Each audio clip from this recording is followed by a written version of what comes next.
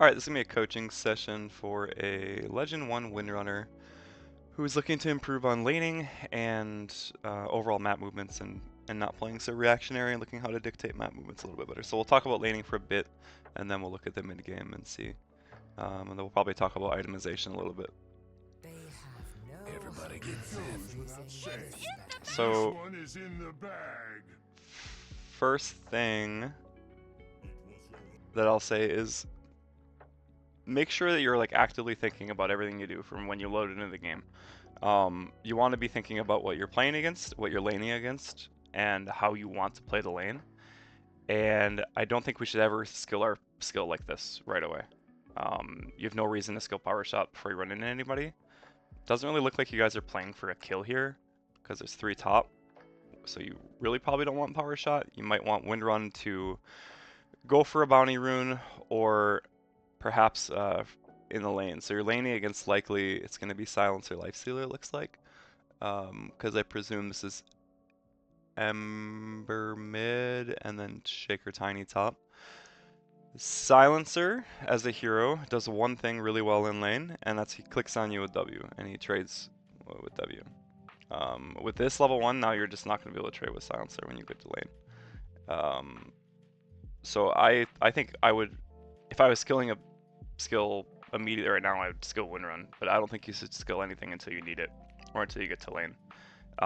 One thing a lot of players at this MMR have a bad habit of doing is just autopiloting. Like, I always get power shot level 1, I just skill it and then go to lane, and then not even thinking about their lane matchup until they get there. So we'll see if that ends up biting you at all. But start thinking about consciously, if you want to be a better laner, think about what your lane's actually going to look like before you get there, so that you don't just show up to lane and realize, oh, I'm laning against Silencer, and then it's a bit too late. Starting items are good. Okay, yeah, exactly what I thought is going to happen. This guy wants to trade with you. So now think about how do you want this lane to look. You should click on this guy and see what he has for words. He has a center in and obs, so keep an eye on if he's going to place a lane word or not. And then you want to block this sentry word, but right now you don't want to trade with Silencer over here because he's going to win the trade because he has the W and you do not have Windrun. Once you get Windrun, you can trade with this guy.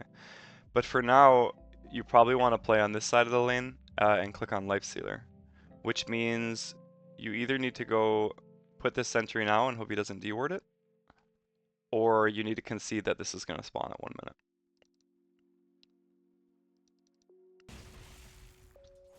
So you do the right thing, you go to the other side of the lane, this is good. But pulling these creeps away from your Magnus is no good at all. You actually almost pulled this out of XP range.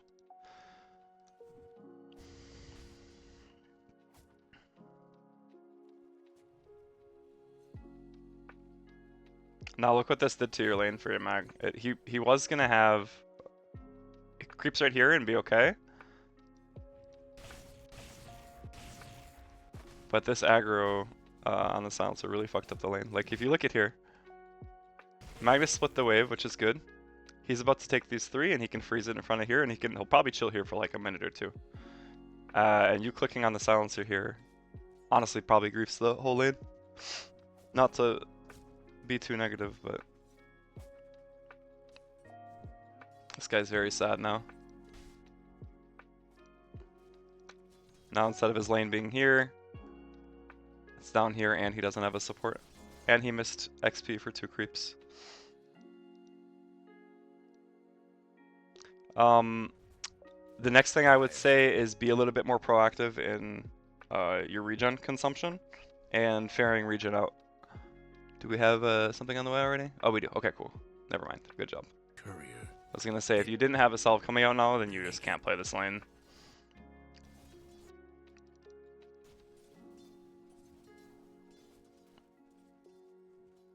If you're gonna skill, this level 1, you want to use it before. Like, one thing I always talk about is making sure that you're using your natural mana regen and using your abilities to try and harass. Like, I probably would have, as soon as this guy was trading with me, just thrown a power shot at him. Like, hit him, walked away, and then power shot him early. Because right now you've effectively been a hero without any abilities for 1 minute and 43 seconds. But had you had Windrun instead, you probably would have pressed it 3 times by now, and this guy would be half HP and you wouldn't be so low.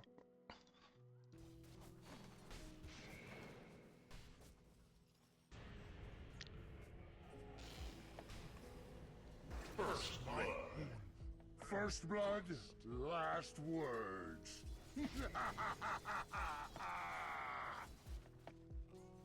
I probably won't spend too much more time on laning because I think it was just a couple pretty big mistakes, and then now I think the lane's going to be really hard no matter what you do.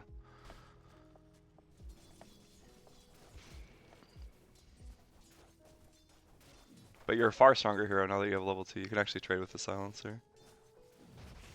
But because they're so far ahead, it's kind of hard.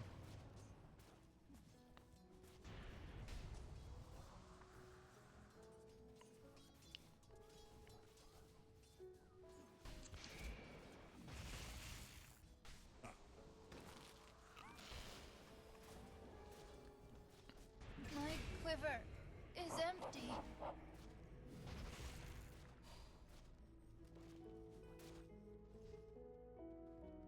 My edge, dull sunk.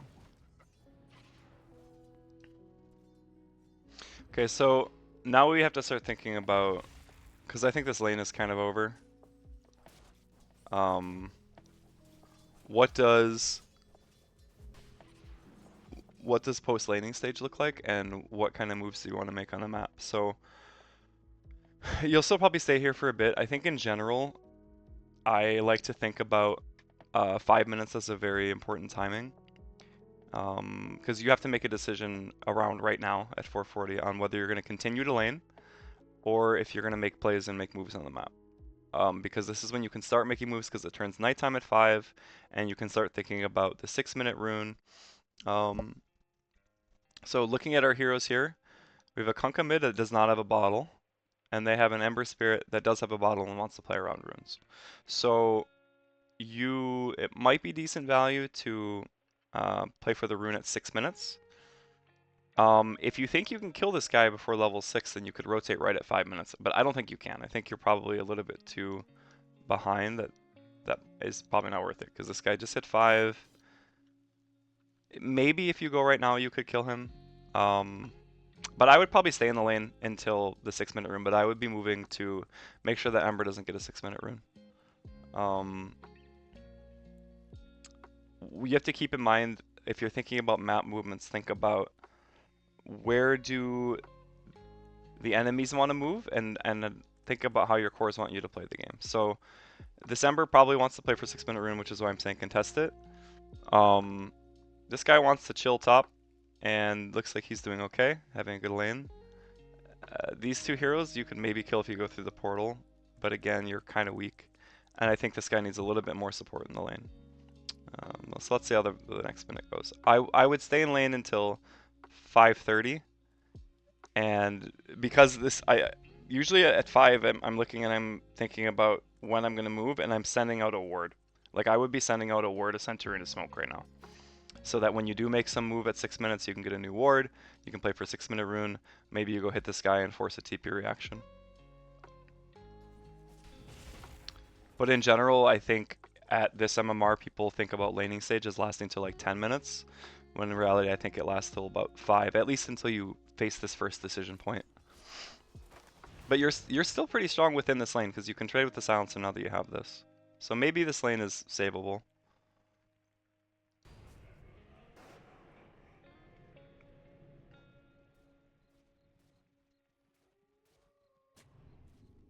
Let's see, where's your... Is this your courier heading back here?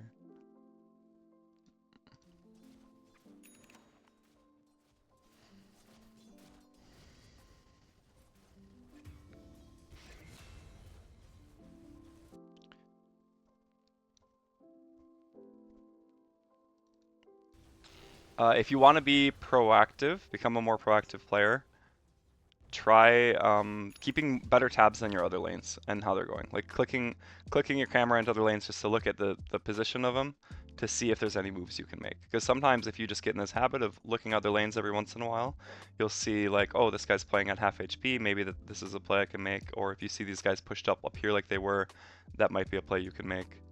Like right here might have actually been, because it's too late to go for the 6-minute rune. This wave's already under tower, and this is, you can't do anything about this because this camp is, there's no camp here. This guy's gonna chill in front of his tower. This is why the 6-minute time is like pretty natural time to move. Like, I would probably, with your current positioning, I would not be hitting this guy. It's not really doing anything, and you're not gonna contest him because he has fucking chainmail and he doesn't care about your right clicks. I'd be going in here right away because it's too late to go to 6-minute rune. I would have gone to 6-minute rune, but because you didn't do that, this is your next best play, is go portal here and come maybe see if you can find something top when these guys respawn. Last we saw Silencer, he went top, so he already made the first move, right? So you want to talk about being reactionary or reactive versus proactive. Let's see, where did he TP? Oh, he went through portal, so he was being proactive. And in this time, so he left at 5:12 to what I was just talking about at 5:40. Let's see what you did in that time. So here, he's already going through portal on Silencer, right? So it's 2v1. Notice I want to highlight this is a good move by Silencer because of where his lane is. You guys didn't really even realize that he was gone. Lifestealer's in a good spot, so if you're playing 5 and your guy has this in front of the tower and it's around nighttime, this is a really natural time for a move, so this is a good move by Silencer. Because Lifestealer doesn't feel, you know, if the lane was up here, Lifestealer would be sad because he would be like, why is my support leaving? And this is why you get a lot of people flaming supports for leaving lanes because they don't set up the lane properly. But this was set up properly. So this is a good move by Silencer. So right now, 5:15, this guy went through. If you had a smoke and a ward and a knobs, you could be walking this way, getting some ward on the 6-minute rune, playing around 6-minute rune and playing around your mid, and creating something this way. Because even if you don't kill Ember, which maybe you could have because he's still level 5, but even if you don't kill him, you prevent him from getting the rune, maybe you help your mid get the rune, maybe you force a TP reaction, right? But this very important time in the laning stage, we end up not really doing anything for about 40 seconds. And that's the difference between how you laned and how the Silencer laned.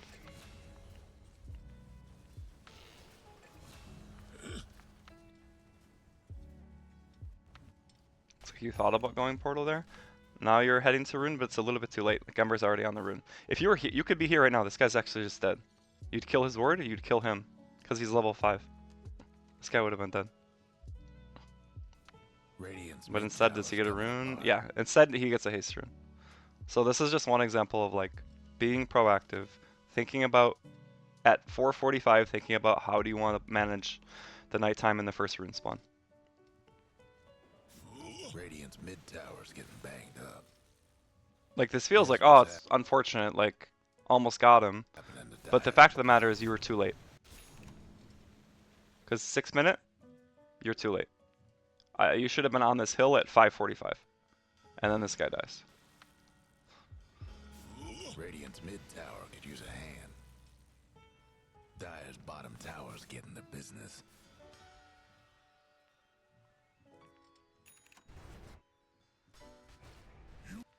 Seven-minute wisdom, or okay, we're TPing top. Let's see. Let me see what you saw.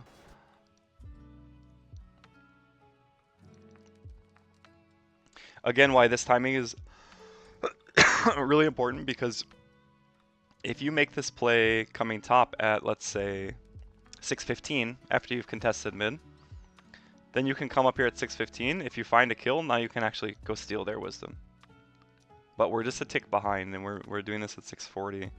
I don't know if this is gonna net a kill or not. I think it can for sure. But their wave is dead. Right now, they might come up because they're bad, but they have no reason to walk up in this lane right now. There's not even a creep wave for another 20 seconds. So if this was better players, they kill that creep, they're backing immediately, and then this TP ends up not yielding anything. But we'll see what happens with it. You get nothing. Yeah, they just walk back. And now you just use the TP and you're like, now you're stuck, right? Now you're thinking like, well, what do I do? And now we're gonna, okay, you're lucky this guy walks up.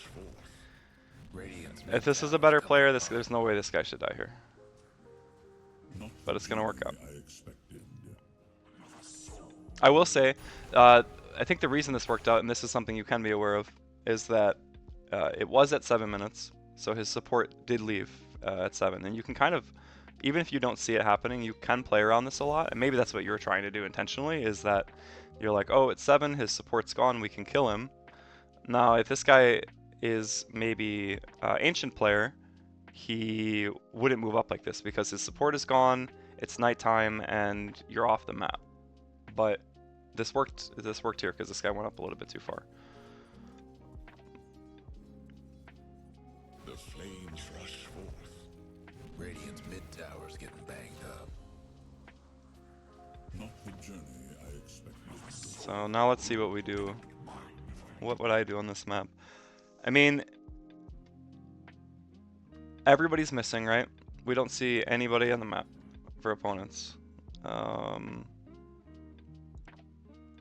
I don't think that I'm walking up here and hitting this tower because they're missing everybody and your mid is dead.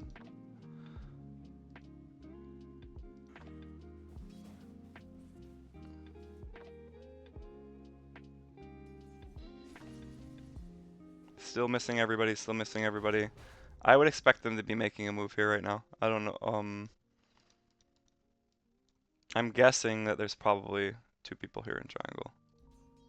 No breaking down the radiant structures like this. This is another way you can think about being proactive, is like constantly looking at the map and counting enemy heroes and who you see. And then thinking about, okay, if I don't see Tiny, Ember, or Silencer, what are they likely to be doing? It's not necessarily heroes that are like farming an ancient stack or anything. That's 3 pretty active heroes. They're likely playing off the 8-minute rune somewhere, so they're maybe hanging around here and playing for the 8-minute rune, or they're like running at you guys top. They could be going on him here. They just killed Kunkka mid. This guy's probably a hard guy to kill. So I think that's the 3 options, is the 3 people are playing off an 8-minute rune, or they are running at you guys top, or they are, maybe they're like smoking bottom. But we look at it here. Here's the Tiny looking at 8-minute rune. This guy's behind tower, so it's actually pretty chill up here.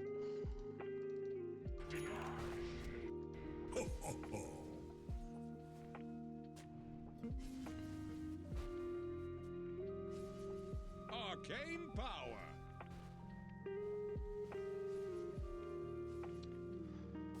So ultimately we TP'd up here at 640, right? So this could have been a little bit cleaner in that you could have got this kill, and then you look and you're like, okay, I got this kill. There's nothing else to do here right now at 7:13. You have no TP.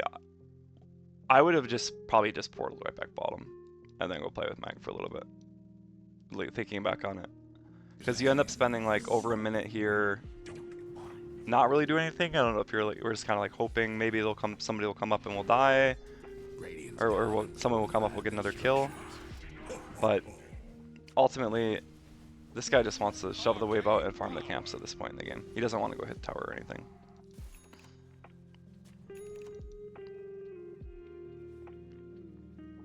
And then we end up walking across the entire map, which is quite a bit of waste of time.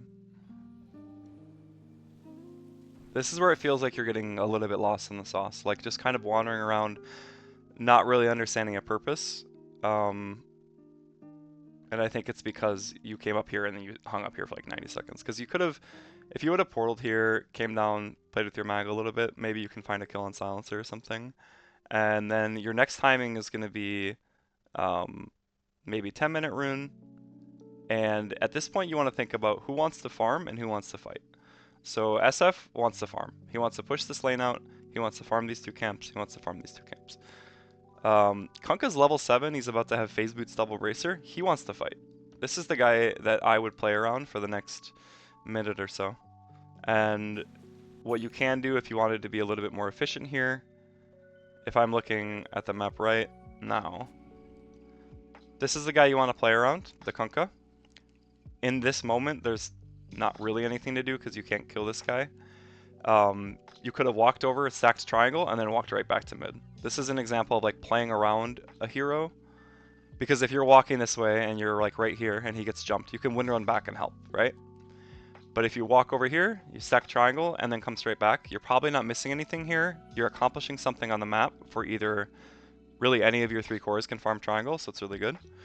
And then you're still close enough to play with the Kunkka. Just a little small inefficiency because you easily could have the timing was really natural actually to go stack both of these camps in the triangle.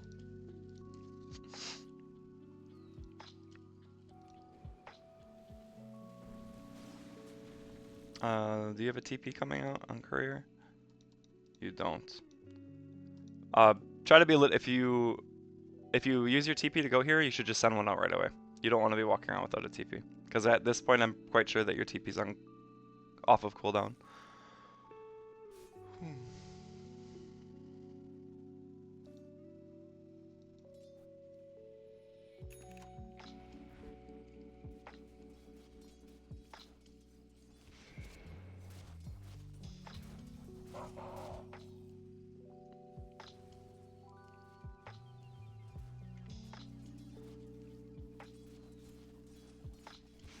The Dire went and fortified their structures. I don't have a problem with that at all, what you just did here. This is good. I call this absorbing waves. You see a wave that nobody's getting. You really need XP because you're on level 4. This is a good play. It's better than kind of wandering around, but you had wandered for like the previous minute and a half, which is why you stalled out a little bit. Still don't have a TP. Is it here? Okay, cool. Okay. Now, there was just a fight top, right? They just killed somebody, your heroes killed top, and then they dispersed back to farming. It's that 10-minute rune, but we didn't play around it, so let's see if Ember gets a rune because we didn't play around it. Tower won't last much longer. He does not, it's top. Obviously in this game it's not like as important to play around runes because your mid he doesn't have a bottle and he's not playing for runes, but I think it's still something to think about in most of your games. Dire's mid tower could use a little help.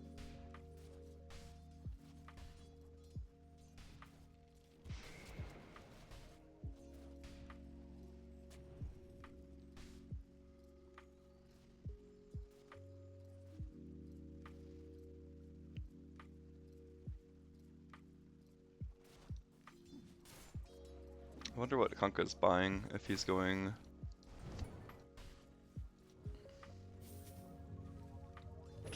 Vessel or Radiant. Maybe he must be going Radiant, so I would think.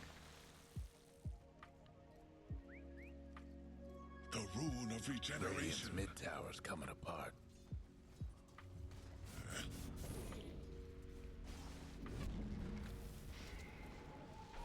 Ooh, that was close. That was nice. Alright, hang on, let's do that.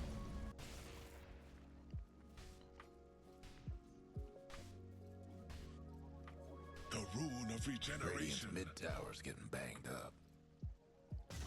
Mass murder. Probably a little late on this TP to be honest, but it ended up being okay. When I'm looking at minimap, this fight was going on for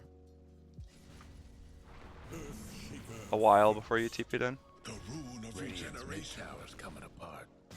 Mass murder. But that goes back to what I said before, where like just clicking on other lanes. Like here, right now I'm looking at the minimap and I'm seeing this clash. I'd like to see you, and I know you were a little distracted because you're picking a neutral item. But at some point here, just click top, see, okay, is this something I can go to? If not, that's fine, I go back. Get in the habit of you see 4 heroes on top of each other, just click and see what it looks like. Rune of Radiant's regeneration. mid tower's getting banged up. Mass murder.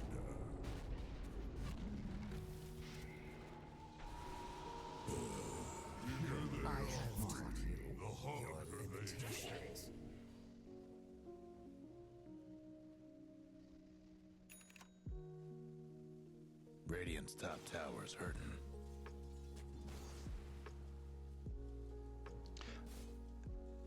Also, probably think about carrying smokes. Radiant's mid Smokes tower are the could best use way a to be proactive. Because this would have been a good spot to look and be like, okay, this tower's almost dead. My Kunkka's pretty strong. I would look to maybe kill this tower with Kunkka. Because like I said before, this is probably your strongest hero that you want to play with right now anyway. Kill this tower with Kunkka, get the 12-minute and smoke around the 12-minute rune, and take some sort of engagement with Kunkka. hand. Coin for me. Another opportunity, you could have stacked a triangle here. Dire's top tower, you know the drill. There's not much for you to do here in the bottom lane, I don't think.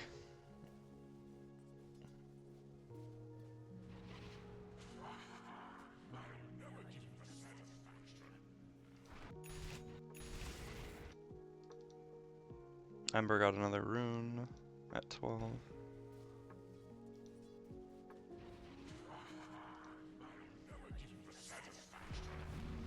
Radiant's mid tower's getting banged up.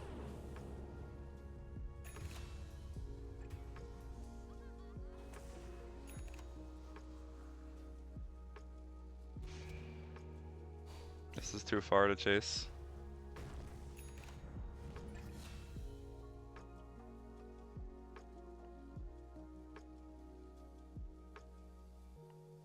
The bounty which my matron will prize.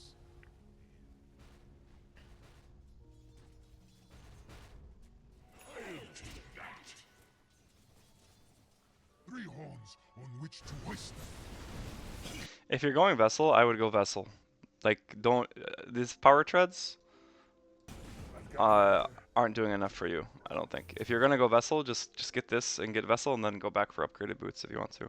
I wouldn't get power treads either as a support window, I would get mana boots. Pin. The Dire best do something about that bottom tower. Dire's bottom tower's getting the business. Trouble brewing at Radiant's bottom tower.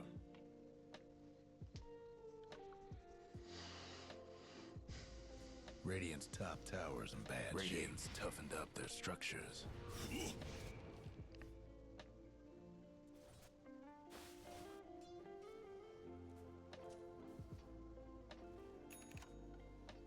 Invisibility. Radiant's bottom tower's seen better days. Getting beat down.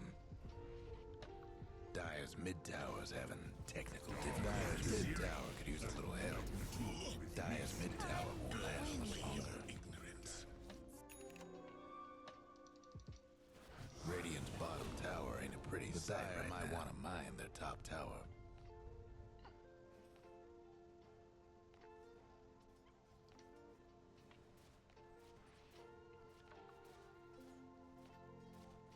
Dire's mid tower's having technical difficulties. Dire's mid tower could use Okay. So, this whole time, from when they global, you never look top lane until you TP. Right now, silence and send off alarm bells. There's something happening on the map. There's 4 heroes on this tower. Click here and get an idea of what this looks like. brewing at Radiant's bottom tower. Dire's top tower's getting. You never even look at it here. Because then you get an idea of like, is this something that I need to go to right now? Is this something I need to go to in the future? Or was this just SF dying, getting picked off? But you could get a feel for like, what is happening in this lane? And if this is a TP that's worth doing. Because what I see from this is 4 heroes. SF is dead. This guy has a vessel. He wants to fucking fight up here right now. And so they have Blink Shaker, which I think he maybe he didn't show that link. Let's see.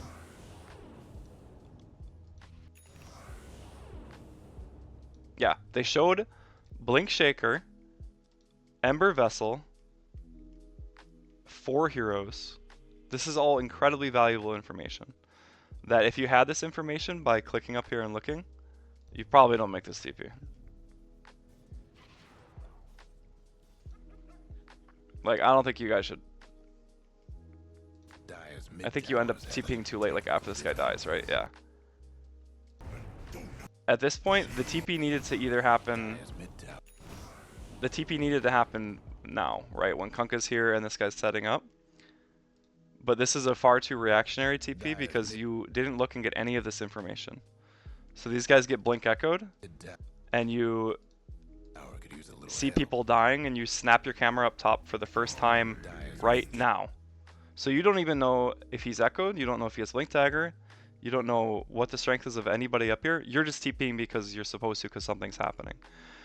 If you had looked up here maybe 10, 20, 30, no, maybe not 30, 10, 15 seconds earlier, you'd have all this information, and maybe you could have TP'd and been here with the Kunkka. I still don't know if that was necessarily a good play. I think that once SF dies and they show all these item timings, you just don't want to fight here.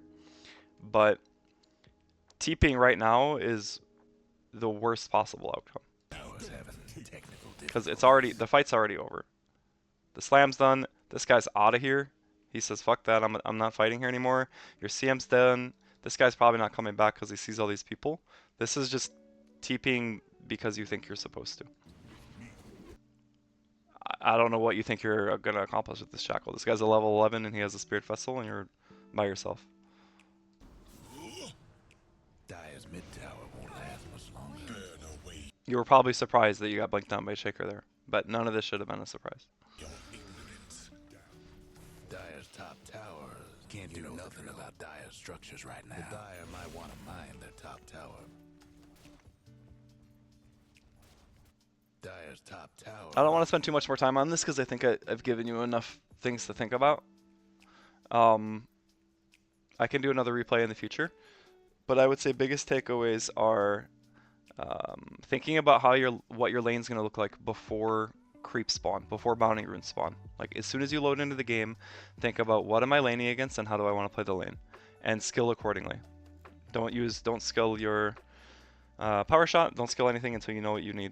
Because I think if you just skilled E, this is a completely different lane. We talked about the aggro thing. You know, we just fixed that. Just be aware of creep aggro and where your guy wants to play the lane.